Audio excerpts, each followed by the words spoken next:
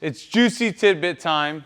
Big D, what do we got for him? We got right side specialist, Ryan, showing us the main 3 aggressive dinks on the right. 3 aggressive dinks coming up for you.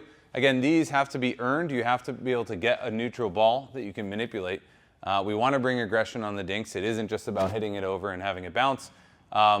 This is kind of like sits on the foundation of making some of the more defensive resets and balls. But there are 3 that I'm starting to really lean into, and then you may see someone like Hayden or Gabe. Again, I'm not in their company, but if you're trying to play strong right and be aggressive, this is the way to do it.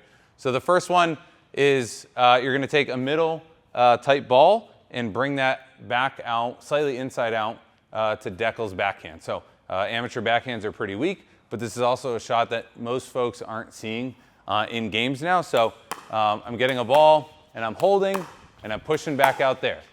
And I'm pushing back out there, hold, and pushing back out there. So he has a tough backhand reset. Maybe he brings that line, and we've taught you to earn on previous tidbits. I'm jumping that, and I'm earning that, or I'm earning the pop-up and allowing myself to flick. The key thing here on all 3 of these shots, and primarily this one, is being able to hold. And what do we mean by hold? We'll probably do a segment about this. But it's getting my paddle below and behind the ball, and then making my opponent kind of guess or flinch as to like what I'm going to do with it. So if I have the time to sit here, I don't want to immediately hit it. I want to hold, hold and then push. Let me do that again. Hold and push. Hold and push. Because I may push it there that time, but the next hold, I may push it to his right foot, and that's what we're going to do next. So the second aggressive dink is taking this hold pattern in front of me and pushing it to his right forehand center, or even the inside foot of the right sider across from me. So again, we're dinking. I find a ball, hold, push. Get it back, hold, push. Hold, push. Hold, push. Oh, see how that works in tandem with each other? So again, ball, hold, push. Now, Dekel can explain his reasoning why, but those 2 spots are down and away from each other. They can also come from that same holding position in a neutral like forehand. And if you do get it to the left of the tee, that's the inside foot of the right sider, and that's a very delicate ball that they typically can't ever attack, and if anything, just have to kind of reset, whether it's off the bounce or a normal dink. But that's where you get kind of those weird Tyson-like backhand dinks just because you're attacking the left foot. Yeah, no, for sure. Like Ryan said, the hold is the kind of the deceptiveness of your shot. When Ryan is holding, and for just that fraction of a second, I'm waiting. I'm not sure where he's going, and he can really catch me off guard.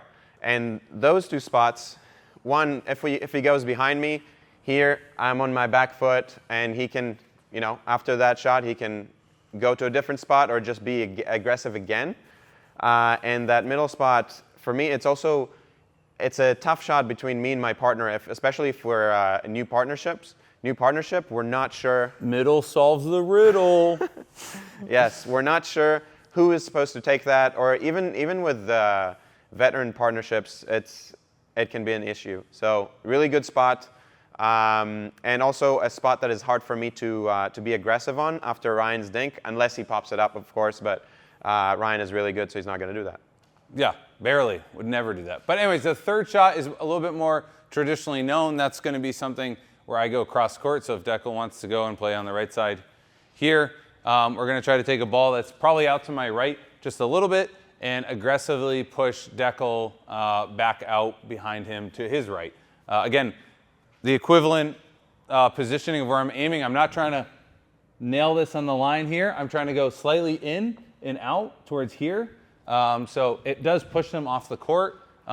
You run the risk of a little bit of ATP, but more importantly, we're trying to make this kind of a sharper ball that he purely has to defensively kind of handle. Again, aggressive dinks don't mean clean winner dinks. They mean bringing pressure, making them hit a skillful and wise decision.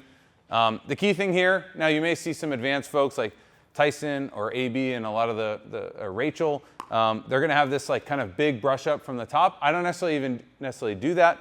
I like to get behind the ball and kind of do my traditional kind of forehand from low to high. And I'll show you a little bit of what that means. So I get a ball here, I'm pushing back out. Again, there's no windshield wiper wrist flick. I'm really trying to just make sure I get margin and hit that spot and come back to the middle because I may get a ball to attack later, but I'm really working this angle. Now if I get this, boom, inside out. Dekel, you got to be there. Now, Not bad. Do you see how simple that is? There's no wrist manipulation. I'm not finishing up by my head. I'm simply taking a dink that I would have hit straight on, but I'm hitting it straight back out here, but that means I got to move my butt and my feet and my brain to get in front of it. Yeah. He didn't know that sequence was coming. No.